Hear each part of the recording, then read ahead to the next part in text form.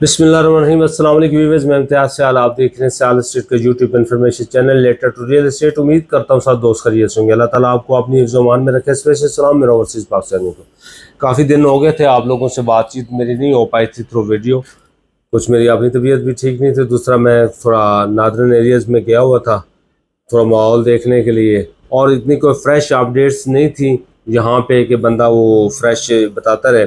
Market जो की तू थी, और थोड़ा सा बेहतरी की जो है वो नवीद है कि थोड़ा सा माहौल मामला डीएचए में मैं जाता रहता हूँ, तो अब थोड़ा और बेहतर होना शुरू हो गए हैं। जेन्युइन कस्टमर जो वेट कर रहा होता है मार्केट का कि मार्केट कहाँ पे स्टैंड करती है, तो मार्केट अब स्टॉप कर चुकी है, लो जहाँ पे रुकना था रुक चुकी है, तो परचेज अब हो रही है। जेन्युइन कस्टमर जो निकला है फेज 7 में काफ़ी तेज़ी से काम कर रहा है और परचेज कर रहा है, घर वहाँ पे बना रहा है। इसी तरह 9 प्रिज्म के अंदर काफ़ी तेज़ी से कस्टमर जो आ रहे हैं और वो अपने रेट से, एक चीज़ बताता है चलो, हमेशा से हर दौर होता है, कभी सेलर का कभी परचेज़र का, तो अभी जो है परचेज़र का टाइम है कि परचेज़र अपने रेट के ऊपर चीज़ परचेज कर रहा है। लेकिन अच्छी बात यह है कि जो मार्केट मामलात रुके हुए थे वो दोबारा से बेहतर होना शुरू हो गए हैं, कस्टमर कम से कम आ गया है।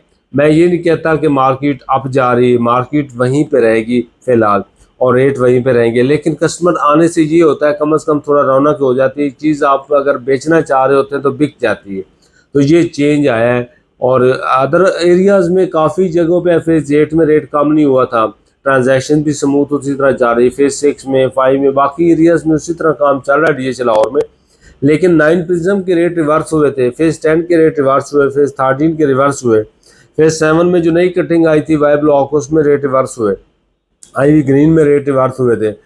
और एक अच्छी खबर ये है कि डीएचए रैप पर सेक्टर 4 में पोजेसन आया है, 2 सेक्टर्स के अंदर अंदर मीन्स के क्यू और आर ब्लॉक में उन्होंने पोजेसन दिया है, 5 मरला और 10 मरला साथ में कमर्शियल को। तो ये अच्छी बात है। वहाँ पे अब आप जो लो बजट में है, यानी कि हम चाहते हैं कि 55-60 लाख रुपए में प्लाट मिल जाए, 70 लाख में पोजेसन हो डिफेंस के अंदर, तो वो डिफेंस में बेहतरीन जगह डेवलपमेंट के हवाले से देखें, लोकेशन के हवाले से देखें, तो डीएचए रैपर सेक्टर 4 बेहतरीन लोकेशन के ऊपर है और वहाँ पे आपको परचेज करना चाहिए। अगर आप वहाँ डिफेंस में घर बनाना चाहते हैं तो बेहतरीन है। अगर हम 1, 2, 3 सेक्टर्स को देखते हैं तो बेहतरीन है, वो भी साथ में 4 भी बन जाएगा, तो ये सारी रोड के ऊपर जो है ना बड़ी रौनक होगी। और डीएचए के हवाले से, डेवलपमेंट के हवाले से, ये अंडरग्राउंड वायरिंग है सारी इलेक्ट्रिसिटी की, बाकी डेवलपमेंट बड़ी अच्छी है, तो वो वहाँ पे आप इन्वेस्टमेंट कर सकते हैं। रही बात कि अब हमने पिछले फेजेस में 9 प्रिज्म में आप इस वक्त आइडियल रेट्स है कि आप यहाँ पे इन्वेस्टमेंट करें। 9 प्रिज्म को मैं रिकमेंड करता हूँ कि यहाँ पे इन्वेस्टमेंट करनी चाहिए। जो ऑन ग्राउंड इन्वेस्टमेंट चाहते हैं और शॉर्ट टाइम के लिए चाहते हैं, शॉर्ट टाइम 1 साल है, साल, सवा साल, 1.5 साल के अंदर शॉर्ट टाइम इसको इंक्लूड आप करें, ना कि आप 6 महीने 4 महीने को शॉर्ट टाइम, वो फास्ट मार्केट में होता है। अभी आप 1 से 1.5 साल में रखें तो इन्वेस्टमेंट कहाँ पे रखनी चाहिए, तो मैं फेज़ 7 और 9 प्रिज्म को रिकमेंड करता हूँ। अगर आप चाहते हैं कि हमने इससे भी ज़्यादा 3 से 4 साल 5 साल के लिए रखनी है, एक दोस्त मेरे कह रहे थे पहले आप 4 साल बोलते थे, आप 5 साल बोलते हैं, अभी मैं 3 साल भी कह रहा हूँ। 3 साल, 4 साल, 5 साल डिपेंड करता है कि आप प्रॉफिट कितना लेके छोड़ देंगे। अगर आप कम प्रॉफिट में जानना चाहेंगे तो आप 10 से निकल सकते हैं। अगर आप उससे भी ज़्यादा बेहतर लेना चाहते हैं तो आप 4 साल में रखें। अगर आप उससे भी ज़्यादा प्रॉफिट अच्छा लेना चाहते हैं 5 साल, और जो एंड तक वेट करते हैं तो वो तो काफ़ी प्रॉफिट लेते हैं।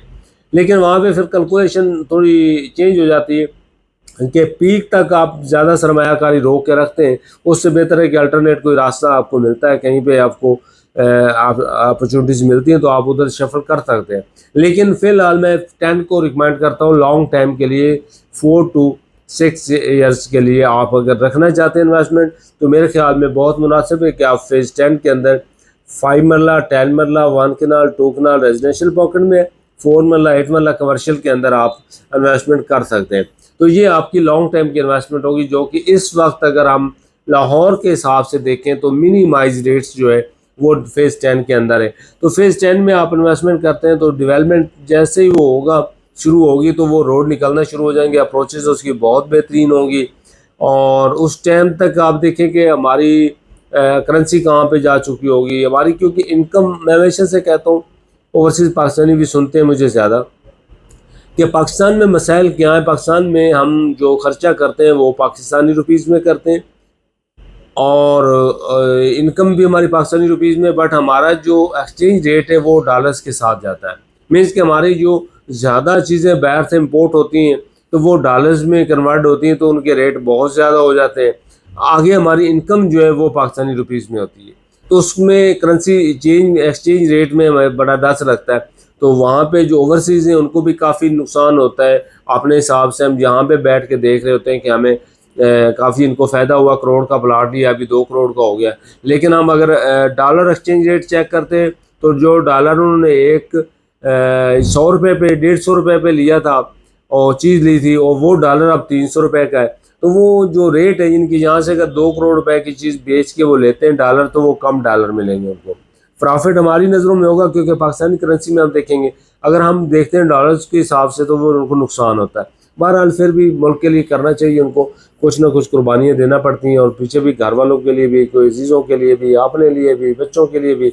तो सरमायाकारी पाकिस्तान में करनी चाहिए। आप लोगों को चाहिए कि कुछ ना कुछ सरमाया भेजें। नो डाउट आपको यहाँ पर टच भी लगता है, बहरहाल फिर भी वतन है, वतन के लिए करना पड़ेगा आपको। और रेवेन्यू जनरेट होता है, ओवरसीज़ पाकिस्तानी पैसे पाकिस्तान में भेजते हैं, तो हमें भी फ़ायदा होता है, आप लोगों को भी फ़ायदा इंशाल्लाह होगा।